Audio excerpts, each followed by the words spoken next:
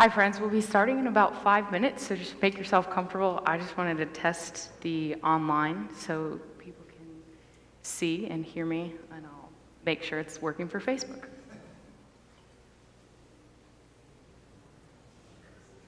Continue talking.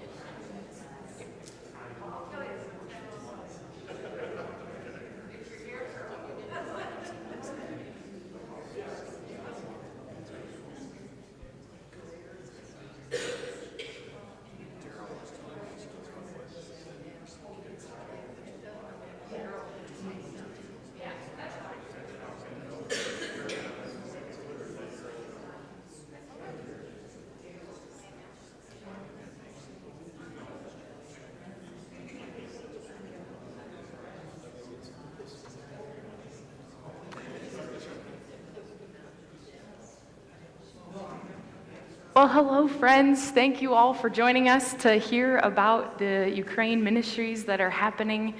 I wanted to first introduce Pastor Fred Vanderwerf, and so I'm going to turn it over to him to just share a little bit about why we went on this trip, and then we'll get into some more background.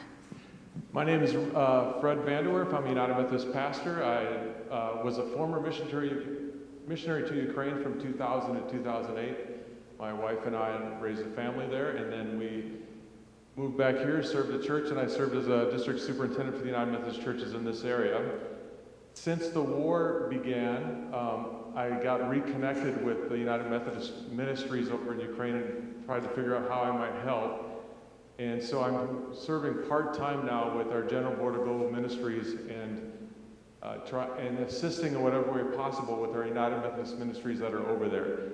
This last particular, I take about 2 trips there a year, and this last particular trip, I was going to attend their annual conference, and I wanted to bring somebody with me. I'd like to expose people to what's happening in Ukraine, and I knew Allison's home church in Uzhgorod had some money.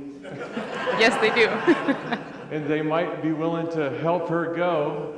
And so, and I knew Allison would say yes if I asked her. So, really glad to take Allison along. There's a lot of men either serving in the war or lying low. So so in leadership in the church is now largely a lot of women and young women. And I thought it would be really important to bring a young United Methodist pastor with me so that they can see a woman in leadership in the United Methodist Church. So I'm not, I told Allison thinks I talk too much, so this is her program. I'm just here watching.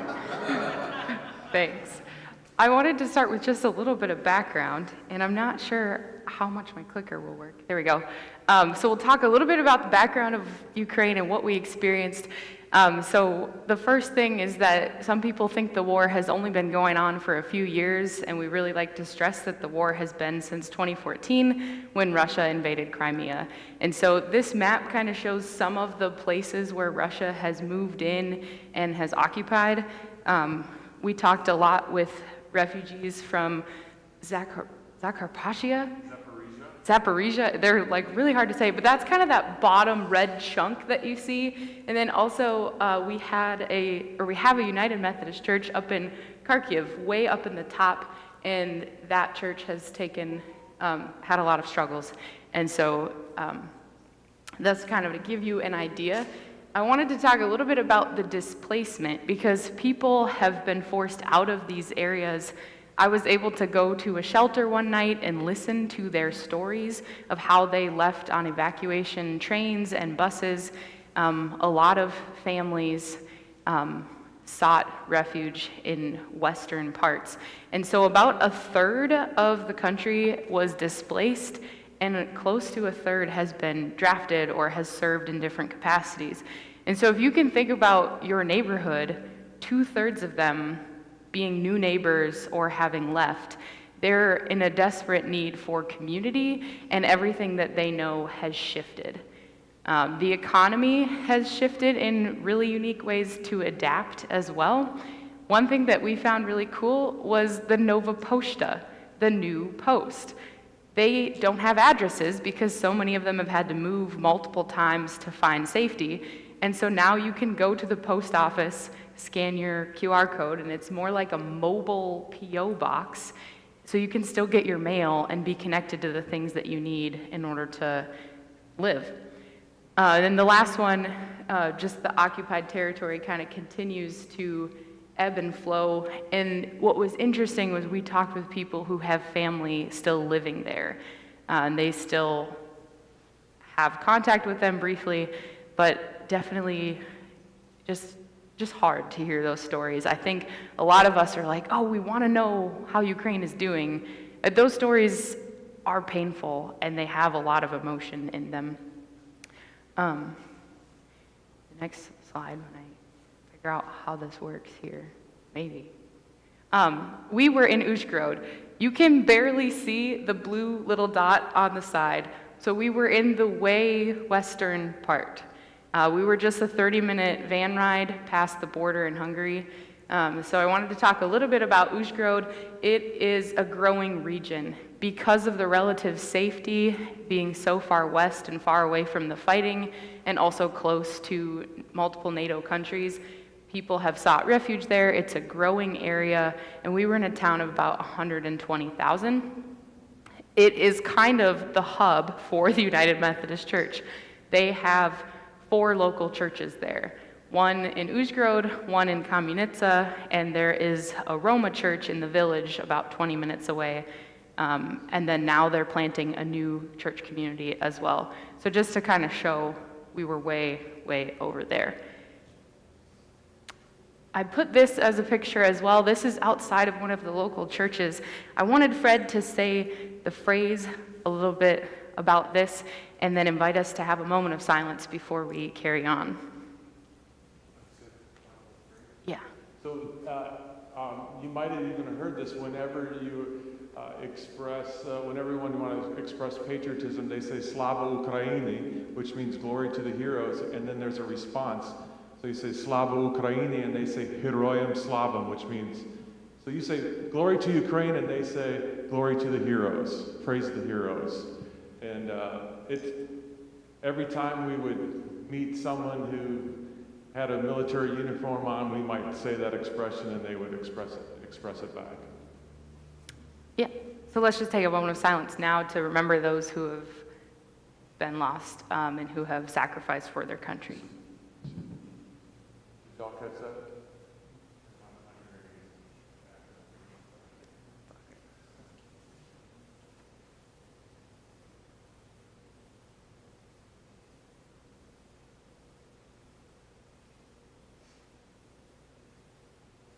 Gracious God, we give you thanks for the ways that you are with the people in Ukraine, protecting them, guiding them, giving them comfort. We ask that you continue to strengthen those who are on the front lines fighting for their country, their heritage, their culture, and their lands. We know that you are a God of peace and that you desire for your children to have goodness and to thrive without threat of violence. And so we just continue to lift up Ukraine and those who are in the midst of war. In Jesus' name, amen. This was one of the smaller memorials. There was also one in the middle of the city center. And when I was there having a tour, I didn't want to take photos because there were some elderly women placing flowers at people they knew in front of their pictures. And the other thing about it was that the gal giving the tour said it's actually hard for her to walk by that memorial because they blow up the pictures of the men's faces. She said, I don't like walking past here and wondering if it's going to be my friend who's next on the faces. And she has recently moved out of town so that she could work in Slovakia. I'm not going to be able to do this. There we go. Some pictures from worship. So I took a selfie with Pastor Vasily. I preached at Uzhgorod United Methodist Church. They had about 40 people in worship that day. And on the top left, their praise band. All of the songs were in Ukrainian, but I knew them from the radio. So I didn't really need words to sing along in English.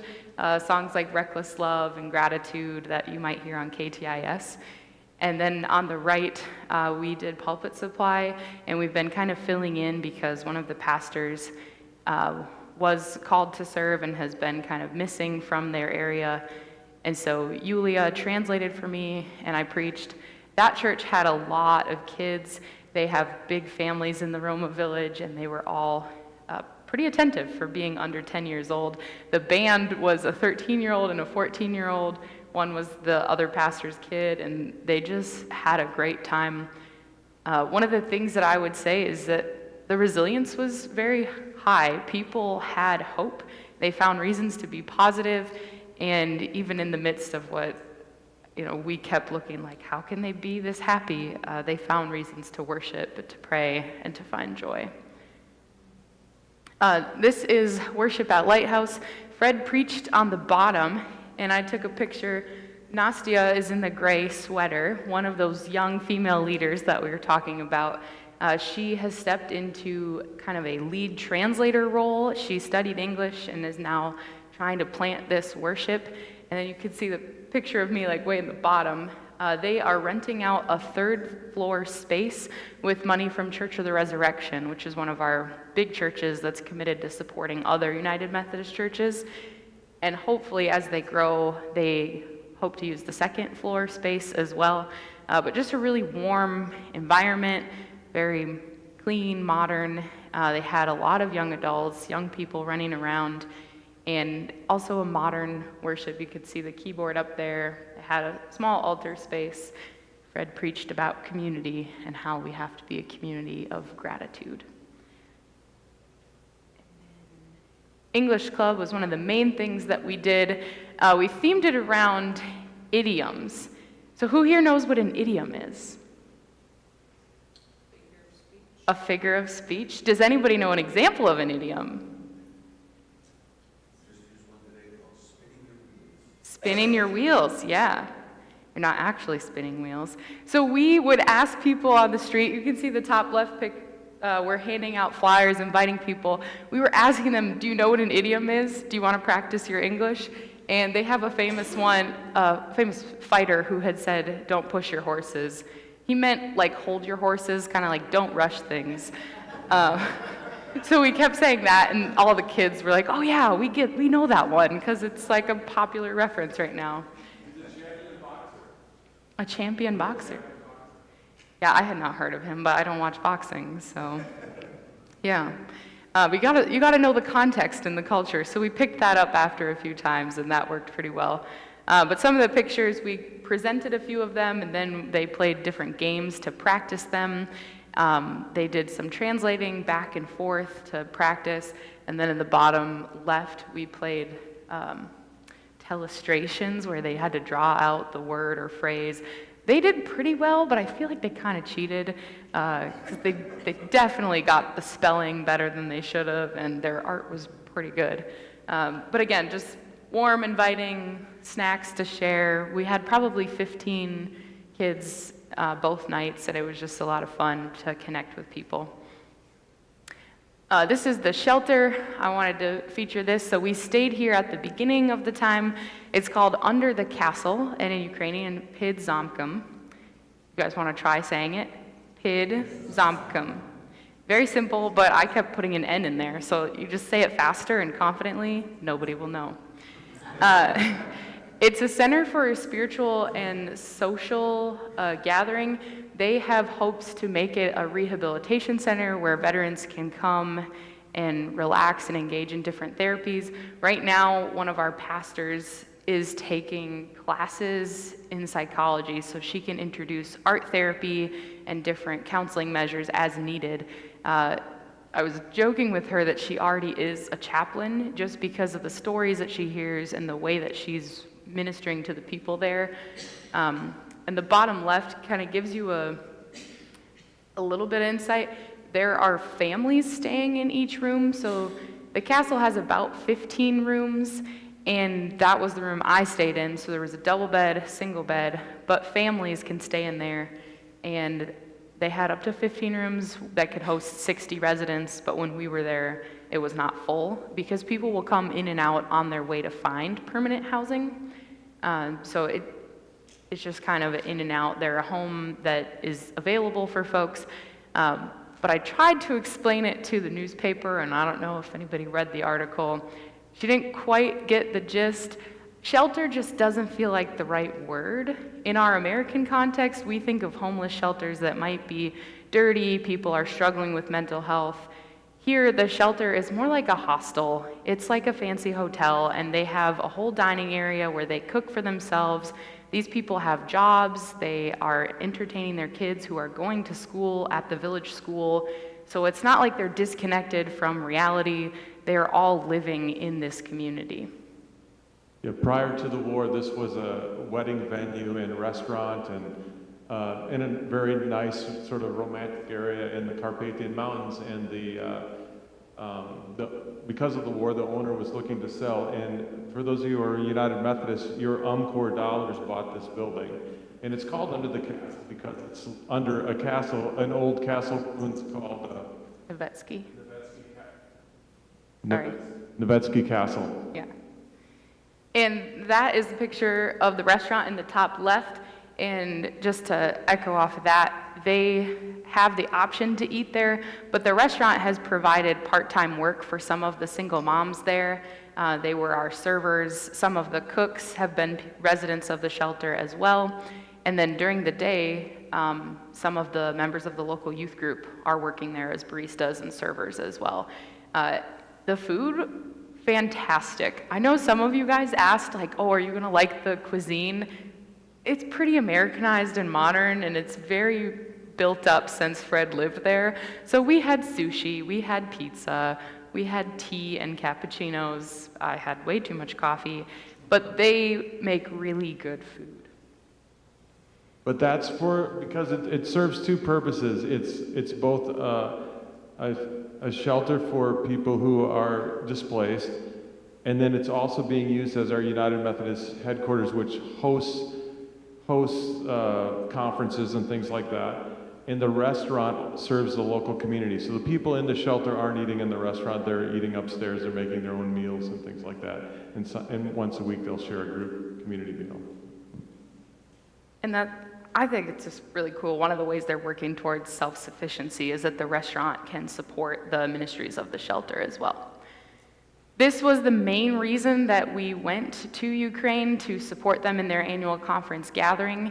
Once a year, Methodists have this fancy thing where we get together to approve the business of the church. We give reports on the ministries we've been doing. And so in the top middle picture, Vyacheslav is giving a presentation about Lighthouse Ministry. You can see the pictures on the TV there, and he's sharing about the new church. We heard presentations on their young adult camp. We heard presentations from each pastor about the ways that their churches have adapted and shifted during the war. In the top right, we have the bishop preaching a bishop's address, kind of encouraging them to keep leading boldly in this time. And worship in the top left, we have this tradition where these two sisters open in worship, and we got them a guitar so we could kind of have some musical worship at the beginning. And just fun bubbles, because you got to have breaks. They have good snacks, a lot of talking during the breaks. And one thing, I wanted to pause just briefly because I'm a fan of participation. At the beginning of the annual conference, everybody said hi to everybody in the room. And I won't make you guys do that now, but I wanted to invite you to turn to a neighbor and say hello, because it's important to greet one another and to share hello.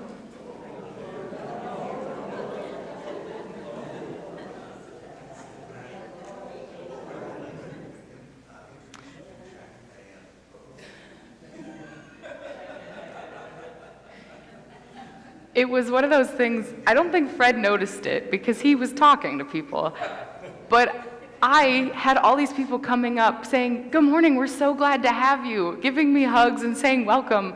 I was like, what has happened? Everybody said hello to everybody in the room, and there was only 25 of us, maybe 30 of us, but it was just warm. That was the hospitality that was set in the room. And then the bottom picture, once we got kind of cozier, that was our back table of English speakers hanging out. Nastya in the middle was translating for the bishop. The bishop's assistant, Kirsten, lives in Denmark, and he lives in Oslo, and so she's been coming on these trips to kind of meet the church people that she does a lot of the communication work for. And then Vyacheslav is a leader at Lighthouse, so he was sharing about their ministries, and he was doing a lot of work during the thing too. He is not serving in the war, even though he's a healthy young man, because he has 3 children, which is the magic number if you do not want, you're not required to be drafted. Military exemption. And he also works for a tech company that develops AI technology. So he's still using his gifts to serve the economy and the country in different ways, but he's very tech savvy and very dedicated to this church. So yeah, that was our annual conference gathering. And I wanted to share just a little bit the relationship aspect of this trip. Like, I really hesitated to call it a mission trip because for me it was about getting to know them, hearing their stories. Pictured here was just a selfie during one of the breaks with Alonia. She's a young woman who's about my age. She's active in the youth group. They meet in the Kamienica youth group Thursday night, Sunday morning, Sunday night, and they're so involved in these games. We played Mafia, we did a Ukrainian dance. I still have to post that on the Vineyard Facebook because that was very funny. But just like getting to hear her story, talking with her, she was very good at English, but just doesn't have a chance to practice it a lot. So we had a lot of time to just chat, and we prayed with one another, so it was really cool. And then I wanted to invite Fred to share this story of these two young men in this picture, because it's really important for him to go back and to reconnect with people that he served with as well. Yeah, so when Stacy and I served in Ukraine, we went to we studied language in Lviv, and then we ended up planting a university student ministry in Lviv. Lviv's on the western side of the country, about 50 miles from Poland, and it's about 1 million people. The guy on the left is the first Methodist we made in Lviv. His name is Lubomir. He's about 40 now, and he was 18 or 19 when I first met him. And then, so he's an ordained United Methodist pastor. He serves the Lviv St. John's Church part-time, but his main job, he's a computer coder and programmer and company owner. And the guy in the middle is the new pastor of that ministry that we planted both the university student ministry and the St. John's United Methodist Church. His name is Volodya. And he's about, 35 maybe, father of two. And right now, they're always cautious. The men are cautious to travel, especially outside of their city. But because right now they have a little bit of exemption because they're clergy, but they're not unsure if that's going to stay. That might be revoked.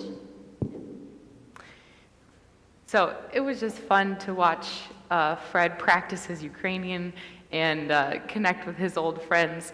This was the last night of the conference. As they were leaving, we snapped a selfie. And then I wanted to include just a few other tidbits of random fun. I got to go horseback riding with Margarita, who's pictured in the middle.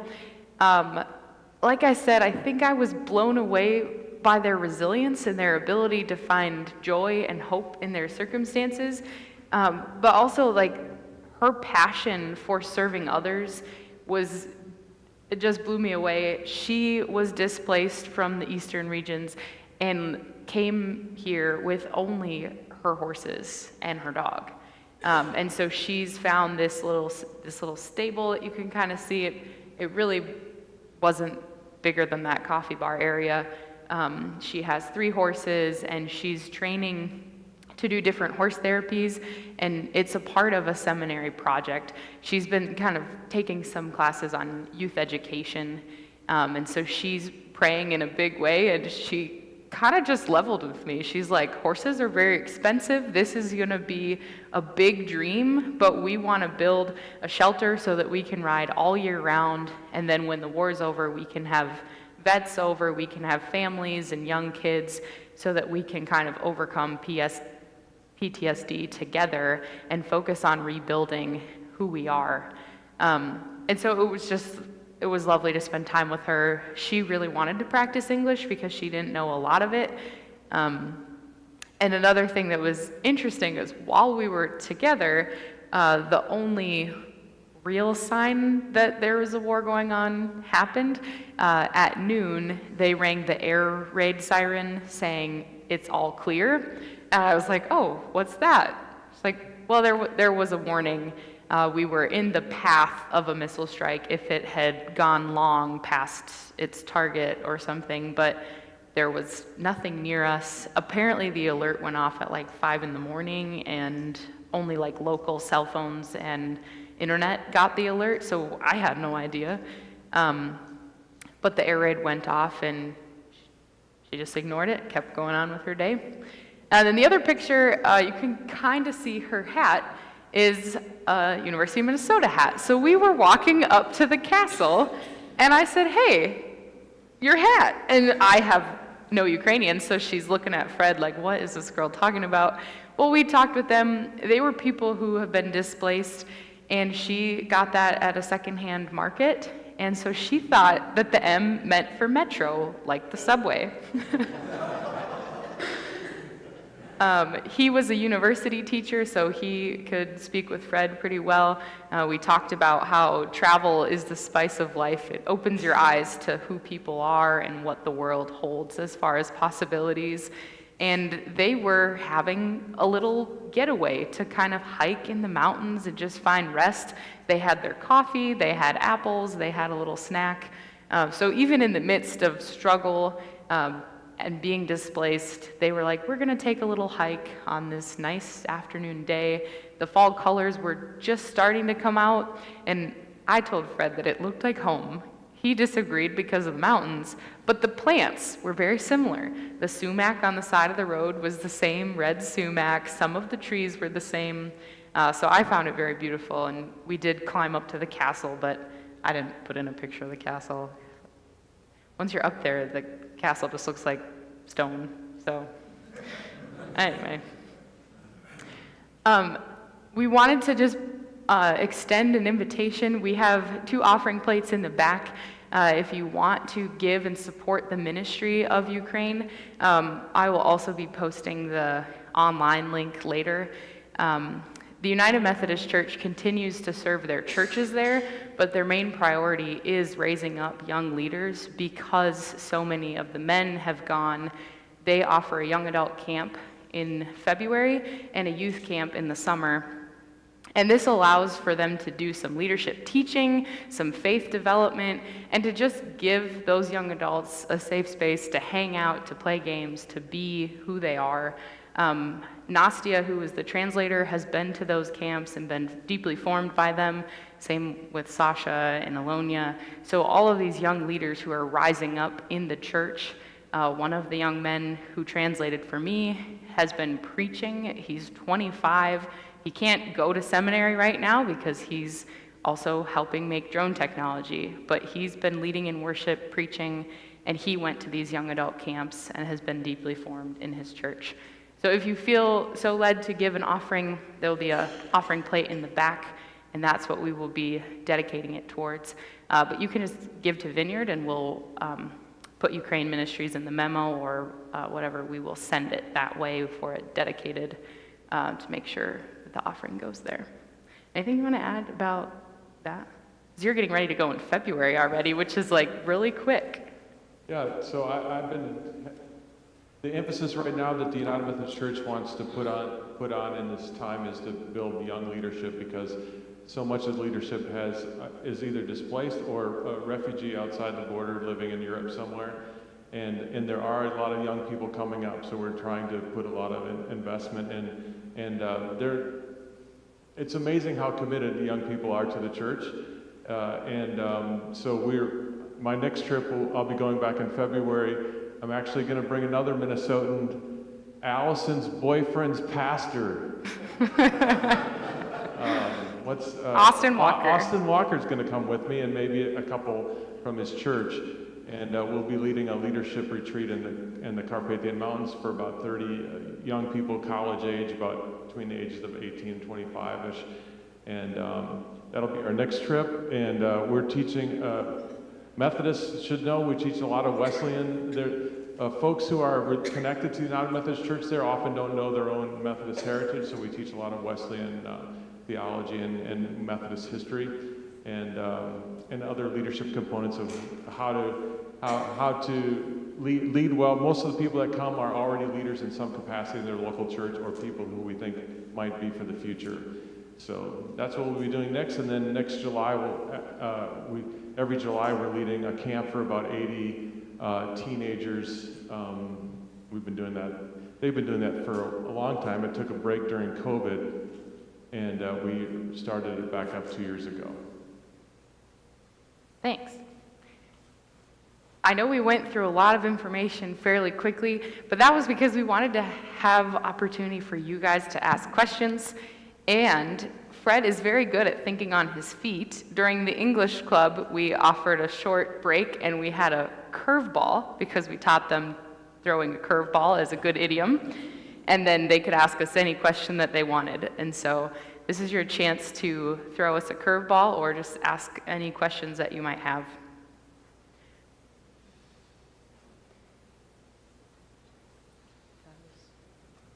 Of the occupied areas, what is the mindset? To just move on or to stay in place so we can move back in? Should they recover?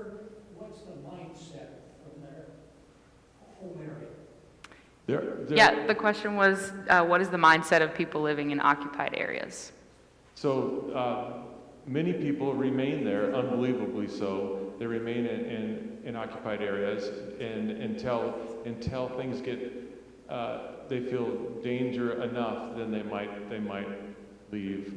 But so it's a good question because people are asking that question, not just in the occupied areas, but people who are living in the middle of Germany or the Netherlands that are Ukrainians are saying, do we go back? Do we stay? Do we go on to another country? Is this the new place that we're going to raise our family?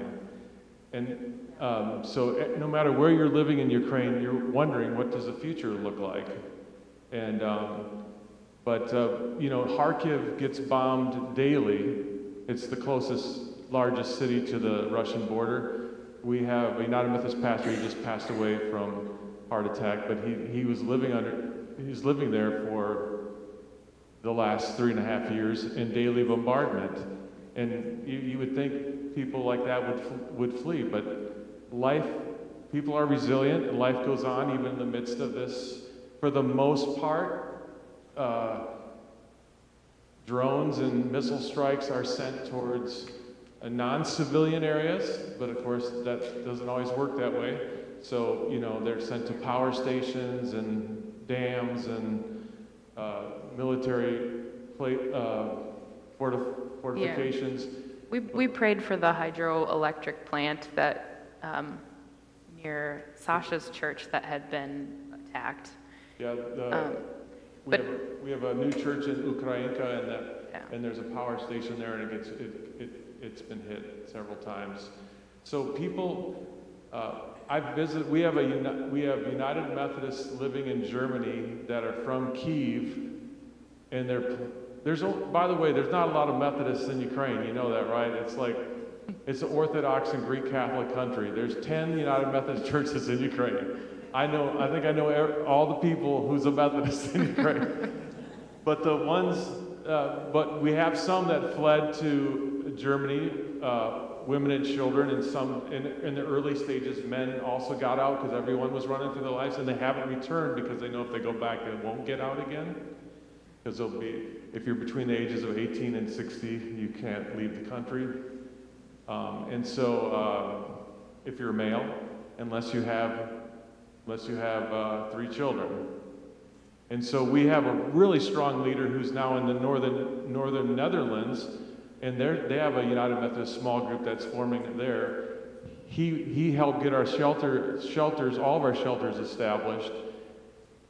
Very strong leader in the United Methodist Church, but his wife and children fled to the Netherlands 2.5 years earlier, and were learning Dutch in Frisian. You know what Frisian is? The Vanderwerfs are from Friesland. It's a northern Netherlands, northern Germany. Local dialect. So the kids are learning another language, and he's like, so when his wife came back to visit in the summer, it was a conjugal visit, and he had a 3rd child and was able to leave 9 months later. So that stories like that happen a lot, and now they're building a community of Ukrainian refugees who have all settled in that area. But everyone asks the question. They all long to go home, but they don't know if that's ever going to be an option. How long do we just dig in here? Or is this the last place? Maybe if we're going to settle somewhere, maybe we didn't mean to settle in the Netherlands. Maybe we mean to settle in the U.S. or somewhere else in the world. It's just sort of this nebulous time of uncertainty. Many of the people I talked to at the shelter said that it was kind of the resources that pushed them out. One of the elderly ladies was running a few miles every day to get water because there was no running water or power in their village. So in the occupied areas, it's the resources that will push them to. We met another lady who's she's a wealthy Ukrainian lady, a big mansion, swimming pool in the Zaporizhia area, which is now occupied. And they stayed there as long as they could. But when the drone strikes got close enough that their windows shattered, they thought, okay, I'm going to take my daughter. Her husband enlisted right away, and he's missing in action. She knows he's dead, but the state doesn't recognize it yet, and she. But now that home is used to house Ukrainian soldiers who are fighting in the area. And she welcomed us into her house that was in the village. She kind of told us her story, which was one of those sacred afternoons over tea and cookies.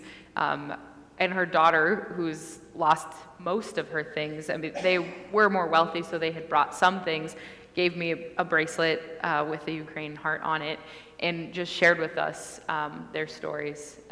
But she's very active in the Veterans kind of association, supporting families, and kind of, I would call it nonprofit work. So she's still active in supporting. She sews that camouflage material that they put over tanks and stuff, you know, that Camouflage, yeah. Is, how old would you say her daughter was? 8. So, yeah, she has an 8-year-old daughter. Just think about this.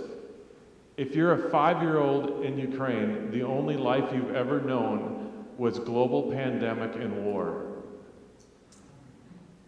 Because the war came in the middle of the pandemic. We were still wearing masks when the war came. And this is your whole life experience. If you're 8, this is how life is. Yeah, I met a little boy at the shelter, and they had just adopted a cat, and he was 12, so very similar. And in the Bible study, his mom had said the other day when the air raid went off, we yelled at him because he woke us all up thinking this was important. And she said, no, it's not important. We live in an area of relative safety now, but where they used to live, it was important. And so they all had kind of a moment of a flashback, and then they had to calm themselves down and go back to sleep at 5 in the morning.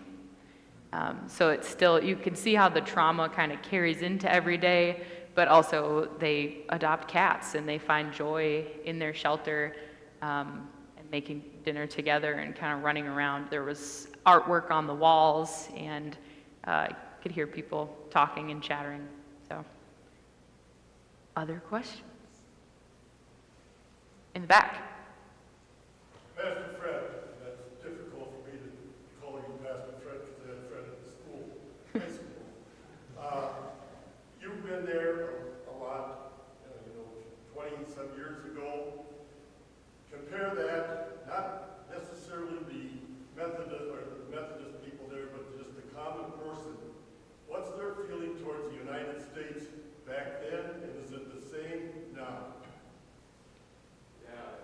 So back then, any English speaker that came to Ukraine was well received. We largely were able to establish connections in the community because we spoke English. We led English Club just to meet people, and then we started our university student ministry that way. There was I went there. I went a few trips before I became married and became a missionary. But the greatest length was from 2000 to 2008, and very warm feelings towards the United Methodist Church, towards the USA. I was there during the Orange Revolution in 1995. 2005. Do you remember the Orange Revolution? So there was lots of corrupt elections. And my mom used to say, it's just like the U.S. And I said, no, it's not. Now I'm thinking maybe it's true. But anyway, there was a lot of corruption in the presidential election between Yanukovych, who was the Russian-backed president, and Yushchenko, who is the Western-backed president, there's always been this struggle in Ukraine to either be pulled to the east or pulled to the west. And it's the largest European country, about the size of Texas, and that's why it's so hard if you play the game of Risk to protect Ukraine. Yeah. You know, it's in the middle. Ukraine literally means country in the middle. Ukraina, it's like a nation that's in. And so now there's a lot of concern about the only way Ukraine can be victorious is with Western help. The only way. And the only way Russia can be victorious is with Chinese or North Korean help. It's a game of exhaustion, and who will get exhausted first. So what I've noticed is that when Trump was reelected, I was actually traveling Ukraine when there was an assassination attempt on Trump last year, about a year and a half ago. Is that what it was? And folks were concerned that if Trump was reelected, that it's all over. We're not going to get any support any longer from the U.S. and potentially other Western nations. Others thought that if Trump was elected, I'm sorry if you're a Trumper. I don't mean to be a Trumper or a non-Trumper. I'm just telling you what they think. But they thought he leads so erratically that it might be a good thing, because they thought maybe you just never know what he's going to do, right? So they thought maybe that'll end up being a good thing. Right now they're deeply concerned, especially the way President Zelensky was treated when he came on his first trip to the Oval Office, and that he met Putin in Alaska. I mean, the animosity between Russia and Ukraine is just horrible, and so any siding with the enemy is just not felt as good. I think they're also, though. I think we look at Zelensky as what an amazing leader. That's beginning to wane I think the Ukrainians were surprised by his initial leadership, because Zelensky was a Hollywood, not Hollywood, but and he was an actor, a comedian. And he was sort of a populist president, but then he really stepped up when the war broke out. Now it's beginning to wane, and it's beginning to wane for lots of reasons. Their men are dying, and how long can this war go on? And they're just so. I think that would happen here. The war's long, and someone's got to take the blame for it. So when I think I was traveling there when Zelensky had the meeting in the Oval Office, and I was traveling through Poland, and the airport was abuzz with how Zelensky had been treated in Poland. And in Amsterdam, I flew through Amsterdam. Everyone was talking about this. Europeans were talking about, oh my goodness, because Europeans remember World War II, and they recognize that we are in World War III. This front line is as big as any line in World War II, and they recognize that Ukraine is the one that's fighting it for us all. A good thing that perhaps has come out of the erratic nature of do we support Ukraine or don't we support Ukraine is that European nations have stepped up all the more because they can't count on the U.S.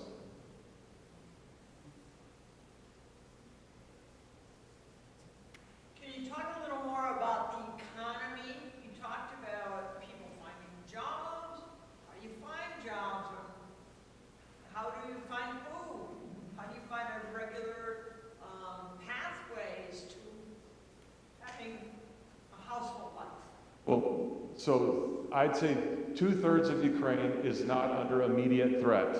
I mean, they hear air raid sirens every day, but someone told me that if you go to Kyiv, the chances of getting in a car accident are way greater than getting in a missile strike.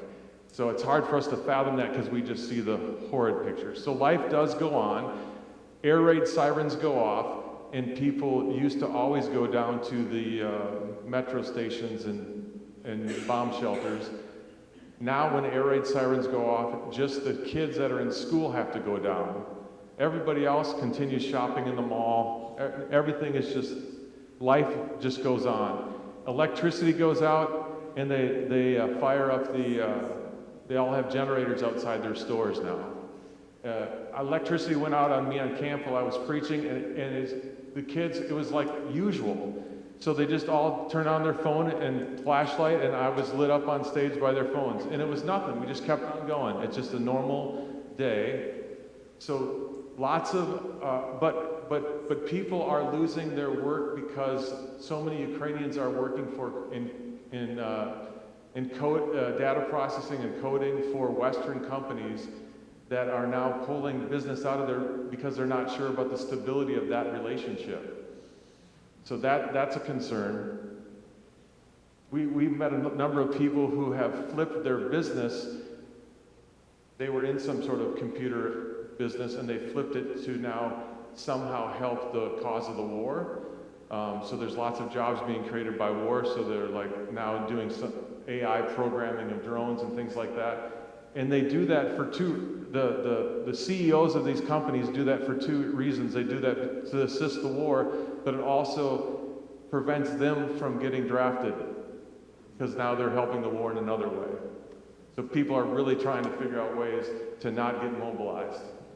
I would say I noticed a lot of semi-trucks and kind of trucks taking produce in and out. They are still in a no-fly zone, and so produce is trucked. And like when we were at the border, there was a whole line of semis that are going in and out. So kind of commerce is still flowing from other countries in and out. Their farmlands are obviously much smaller than ours. They were blown away when I told them the size of my family farm was a few hundred acres. They were like, what? But they still have farming. We went to the local market and just fruits and vegetables better than our farmer's market. So a lot of kind of commerce going in and out. They don't call it a farmer's market there, they just call it A bazaar. the store. A lot of ladies sold flowers in the street, which was beautiful. Can you say something more about the schools and teachers and turning on the heat? Or how do they get there? Do everyone walk? Yeah, a lot of walking. Their schools, this happened in the midst of pandemic, so many and schools were online at that time, and so that continued through the war. The district superintendent over there, he's from Kyiv. He moved his family to the shelter where that UMCOR dollars bought, and he's displaced. Our district superintendent's displaced, and his family's been raised there for the last 3 years. And the girls, for the first year and a half, two years, were attending online classes back in Kyiv, where the teacher's probably at home teaching. But now they're because they've been to the third year, their kids are going to a local school in that village where the shelter is. But schools have generators, things like that. Many of the schools became shelters because they were open because of COVID. So our first crack at a shelter happened in a local elementary school, and then when school got in session again in the fall, we had to pull out of there, and we bought a building to support people moving. But so schools buildings have been used as shelters. And I saw, when I was getting my tour around the city, there were kids out on a field trip. Just, they had probably 4 chaperones because they were kindergartners. They all had on reflective vests and they were holding a rope going to the local theater, I think. So school was still busy. We talked when we handed out flyers to a lot of kids who were kind of leaving school.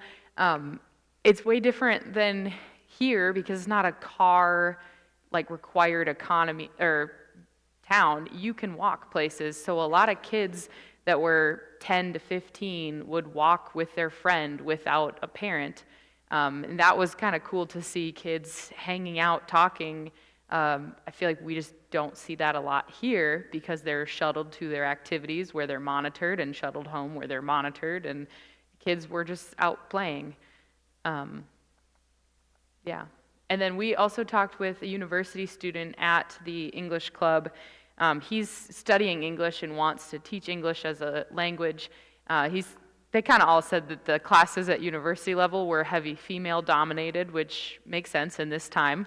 That he's studying English. They have a university there, so they teach medical classes in English, but then other classes are taught in Ukraine as well. So it was cool. There are still foreign students. There's a lot of students from India that are in the medical university there. Yep. And we are literally in probably the safest city in Ukraine. It is surrounded to the east by kind of a horseshoe of the Carpathian Mountains, in the west is nudged between Hungary, Slovakia, and Poland. So it's right against a NATO border. So there's been no strike to this area. There are now companies from the east that are moving the factories and their whole people over to this area and growing. That's one of the reasons we're planting another church in another village down the road, because so many people are moving to the area. A little town of about 7,000 has grown to 14,000 in the last couple of years, I'm not taking people into the thick of it. The closest I've been to the front has been Kyiv, and that's still quite a ways away. But you do hear air raid sirens, and once in a while a strike will happen in those cities. Yeah.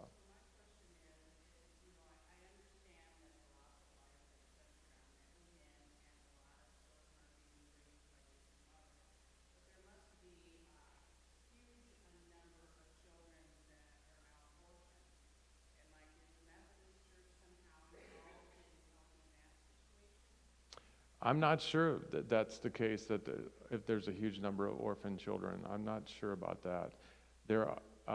I don't know if you've heard, there's a huge number of children from occupied territories that have been deported to Russia and are being assimilated. Yeah, so that's a huge number. They think maybe 20,000 there's just tons of children that went east when the war broke out. And in the eastern side of Russia, most of the people there are Russian speaking, so that Russian culture is not foreign to them. They probably even would prefer the nation to have gone that way. But now that they see what Russia's doing to their own homes, they're changing their opinion on that.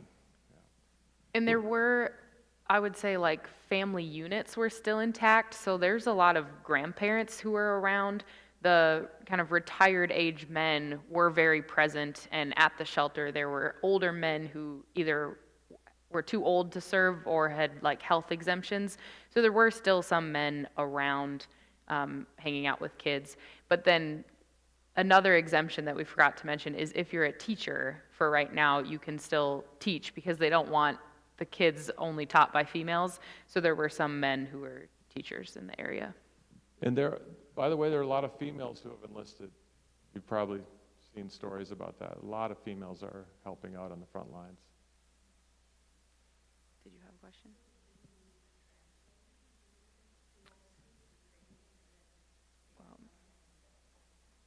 I had my phone. I was just going to hold it up, but Google Translate was kind of my best friend. I had Fred for a lot of the time, but then the young women knew enough where we could kind of go back and forth. So Nastia helped us, and then I would kind of use my phone. And then I had a whole book where I wrote down popular phrases and words. I've taken a lot of people there. I've never seen a better person in terms. She came knowing no words, and she left knowing a lot of words. And there's two type of people when it comes to language learning. One is those who won't open their mouth until they have it perfect, and they usually, language goes slower for them. And then there's others who aren't afraid to make a mistake, and they do it over and over. Yeah. So she just she would learn a word, and she just kept using it. I'm like, okay, but you're using the adjective form, not the noun form. Yeah. But that's okay, they know what you're talking about. And then at one point, like at the end of English Club, when I was like, good job, it was like kind of like molodets, and I was saying it like, good job, and I was giving them high fives. Then the next day, they were like, you're kind of using the old, outdated Russian way to say that. Nobody says that. And I was kind of like, oh, whoops.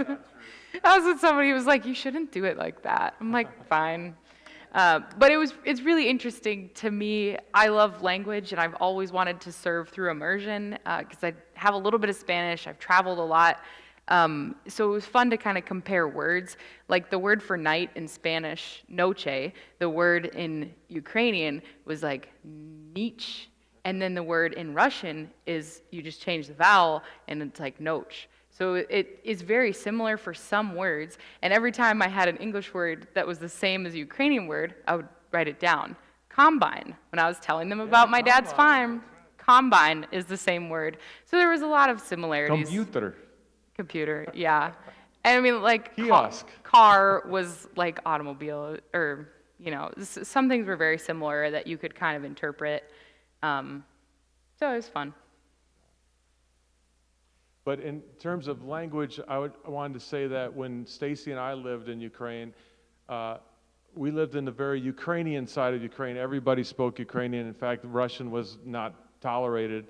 And then we would go to our Ukrainian United Methodist annual conference, and we were the only two non-Ukrainians there, but we were the only two people speaking Ukrainian. Everybody else was speaking Russian.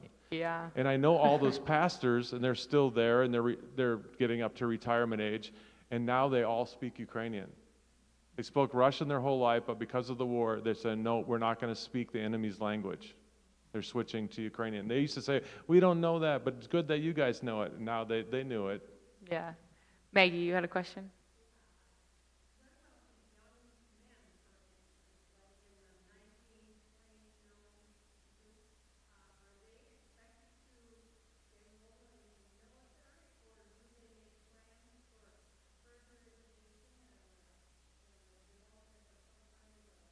Yeah. Yeah, so young men, the question was ages 19 to 20, what are men doing? Most of them are still trying to go to university, trying to work. The age for required enlistment is 25, and so there were some young men in the youth group that we got to play games with and talk with. And so even when you're 25, you still may be seeking to avoid military service. Lots of people are seeking to avoid military service, and but they have many places you'll get checked to see if you have an exemption. And if they find that you don't, they will take you right then and there and put you on a bus. And they have a Ukrainian word called busifikatsiya. It means busification, to be bussed. And you'll be bused to a training camp that's remote so that the enemy doesn't know where it's at, but also remote so that you can't run away. And maybe in a month, hopefully in a month or so, you'll be sent to England to do some training. But you could be sent to the front line in as short as 3 months. I mean, it's not optimal, but that can happen. But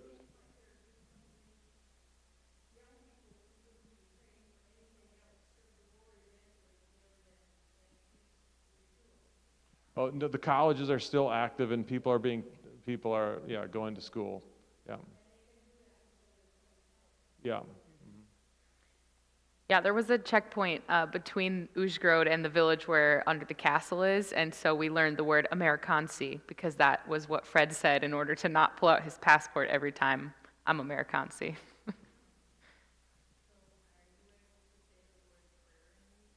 my goodness.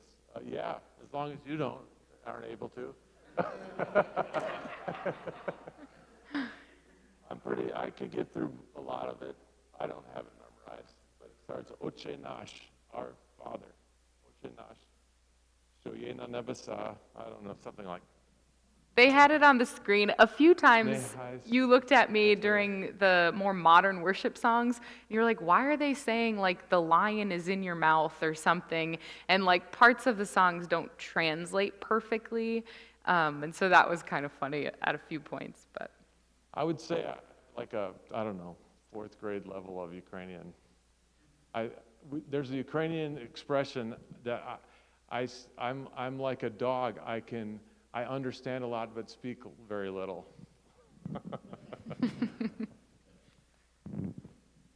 But I can, yeah, I feel Yeah. really confident in the language. I don't have that memorized. Yeah.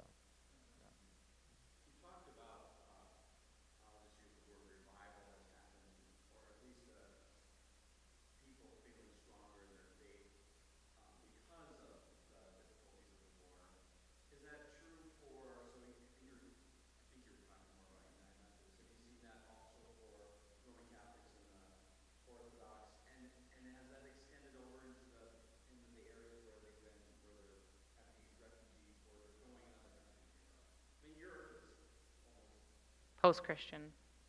I can, yeah, I think I would, so Orthodox and Greek Catholic attendance looks differently than ours. It's very much there's no seats.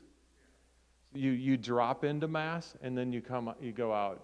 And I think that's probably the amount of people who drop in probably drop in more. I can't really speak to that. What I can say is that as soon as the Soviet Union fell, all these Protestant churches moved in. The Methodists are actually there before World War II in this particular area because they were planted by Hungarians when it was a part of Hungary, and but they were. If you're Baptist, Methodist, Seventh-day Adventist, Lutheran, you're considered a sect, and not the real Christians. Yep. That has changed because the Pentecostals, the Methodists, all these Protestant churches have really stepped up in how they're reaching out and caring in their humanitarian care for others. Probably more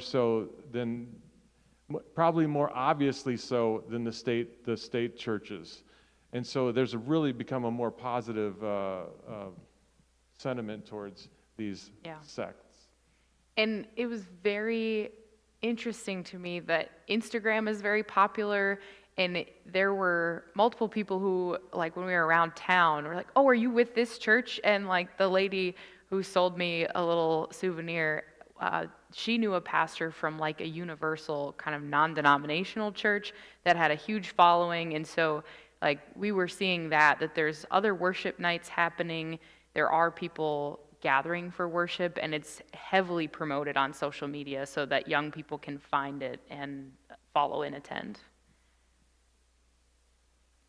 When the Soviet Union collapsed, Ukraine already had more than one major denomination. It had the Greek Catholics, which are really Orthodox, that give allegiance to the Pope, and it had Russian Orthodox and Ukrainian Orthodox. So because it had three, they had to make room for more than three. Russia is still predominantly the Russian Orthodox Church, and so it's still hard to be it's hard to exist as an entity if you're not, they do have other churches. There's a Methodist church in Russia, but the government makes it harder on you because the sort of the state religion is Russian Orthodox. But in Ukraine, because they've always sort of had these three throughout their history, it's made it easier for other denominations to populate. I want to be mindful of time. Are there like any more really pressing questions? I just wanted to say thanks for your support, your curiosity. It is a deep gift and a privilege to be in connection with the United Methodist Church over there, and that's one of the reasons that I am a United Methodist, because I believe that we should be connected as the body of Christ across the world. So We thank you for coming tonight. Thank you for your prayers. And if you would like to give a gift to Vineyard, we will get it to the young adult camps that they're offering. But you can stay and linger for coffee and treats. Thank you for providing those, and we'll be around for questions for a while. And for those who are members of this church, I want to thank you for letting me take Allison with me. I'm so glad that she came, and I'm glad that you let her do that. I think it's incredibly important. You remember when the full-scale invasion happened, the whole world had lit up their Eiffel Towers with blue and yellow, and support for Ukraine was easy then because everybody supported Ukraine. And now it matters now more than ever. We need to continue our ongoing support. So I really appreciate you coming even to hear about what's happening over there. Thank you so much.